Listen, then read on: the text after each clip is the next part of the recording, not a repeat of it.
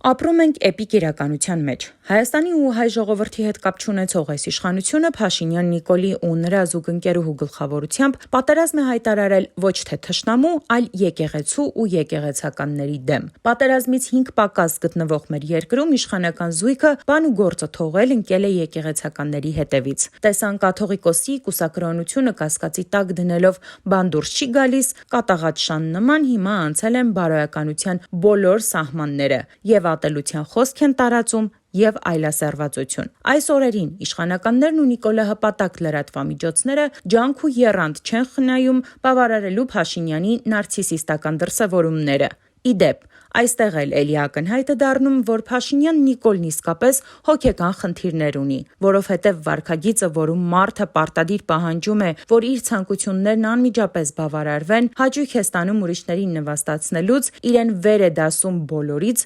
հոգեբանության մեջ կարող է բնորոշվել որպես անհատականության դիսոցիատիվ խանգարում։ Սա բնավորություն կամ սովորություն չէ, սա իսկապես հոգեկան շեղվածություն է։ Իսկ ինչ է անում Փաշինյանը։ Դե արդեն գիտեք, առավոտյան արթնանում է, կիսաքուն վիճակում պարտադիր մի ստատուս գրում եկեղեցու ու կաթողիկոսի մասին, նախօրեին էլ գրեց, թե ասում են, որ ինքն իբր թլպատված է, բայց պատրաստ է ապացուցել հակառակը։ Փառք Աստծո, այդ թեման արագ շրջանցվեց, բայց հաջորդ աբսուրդը երկար սպասեցնել չտվեց։ Համացանցում հենց իշխանական սոցիալական էջերով սկսեցին տարածել քահանաների անբարոյականության վարքագծի մասին իբր ապացույցներ, նամակագրություններ ու ձայնագրություններ, բայց այս մասով Փաշինյանը պատրաստ չէ ապացուցել, որ դրանք իսկապես իրական են եւ որևէ կապ չունեն այսօրվա արհեստական բանականության հնարավորությունների հետ։ Օրը թերևս այսքանով չավարտվեց, հետո էլ քննչական կոմիտեն հայտարարեց, թե Սրբազան պայքար անվանումով շարժման մասնակիցները եւ ղեկավարները պլանավորել էին Հայաստանում իրականացնել ահաբեկչական եւ իշխանությունը զավթելուն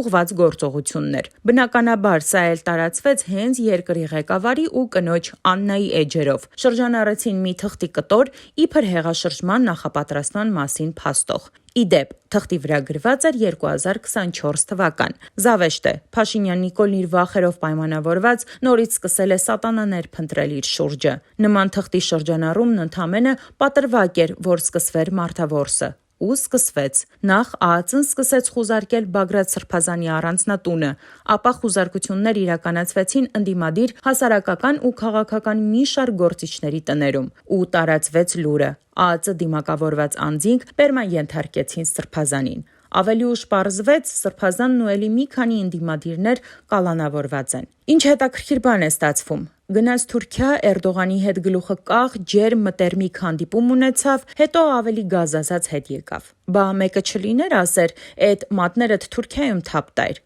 թե չէ այստեղ կրիմինալ կինոներ ես բեմադրում, որ ինչ։ Մեզ ղեկավարում է ծաղրածուների մի ամբողջ բանակ։ Վաղը մյուս օր սպասվող պատերազմն էլի էս ծաղրածուներն են վարելու ու էլի կապիկություն անելով նոր տարածքներ են հանձնելու նոր զոհերով։ Ու հիմա պայքարի համար ոչ թե վաղը ուշ կլինի, այլ արդեն այսօր ուշ է։ Ոչ թե օր առաջ, այլ ժամ առաջ պետք է ազատվել այս իշխանությունից, քանի ամեն ինչ հանձնելով Երևան չեն հասել։